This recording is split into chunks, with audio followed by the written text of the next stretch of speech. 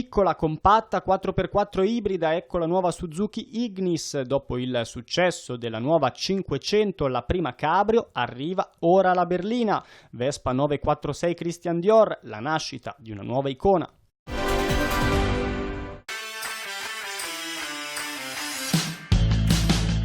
La nuova Suzuki Ignis, un design rinnovato, nuovi interni, tanti cambiamenti come sempre e una costante che consuma sempre meno, perché l'ibrido di Suzuki non è solo uno slogan.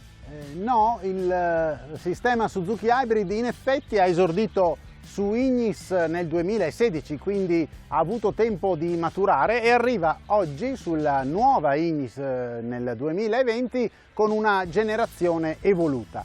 Ebbene, nel passare dalla versione non ibrida alla versione del 2016 già i consumi erano stati ridotti di circa il 12%. Siamo arrivati ad un ulteriore 10% con la riduzione che permette il sistema Suzuki Hybrid, che è un sistema semplice e in questo, dico con un po' di presunzione, geniale, perché permette, un po' come una bici a pedalata assistita, di aiutare il motore solo quando serve, cioè alla partenza o in accelerazione.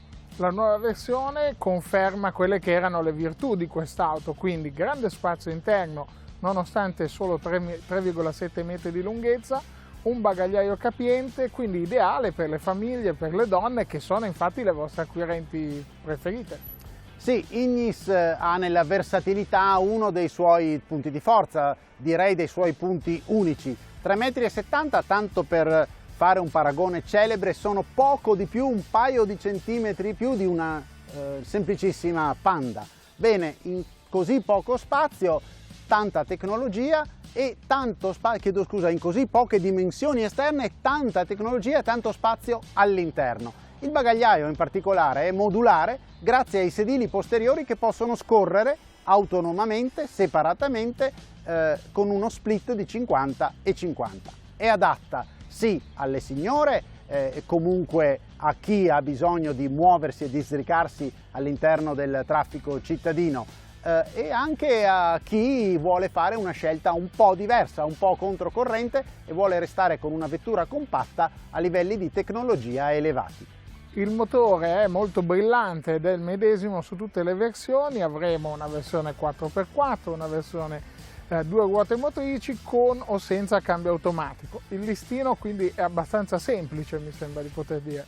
Sì, la semplicità del listino è un po' una delle direzioni che cerchiamo di intraprendere quando lanciamo sempre un modello sul mercato italiano. Ed è in effetti molto semplice anche in questo caso. Si parte da 14.500 euro per una versione già riccamente equipaggiata, di fatto non una versione di ingresso, ma già la versione intermedia, e si sale alla versione top con un gap di 1.250 euro che permettono di aggiungere tutti gli ausili relativi alla guida semiautonoma, che noi chiamiamo in modo amichevole attento frena, guida dritto e resta sveglio. Dei dispositivi avanzati che fanno esattamente la funzione che dice il loro nome.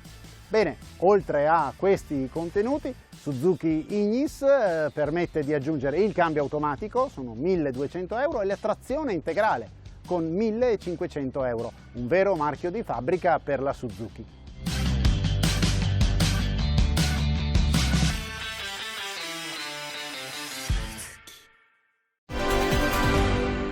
Inutile girarci intorno, da quando è stata presentata la nuova Fiat 500, disponibile solo in versione elettrica, ha riscosso un grande successo. E dopo l'esaurimento degli esemplari, la prima cabrio, ora la casa italiana fa arrivare sul mercato la seconda Launch Edition, la prima, questa volta, berlina.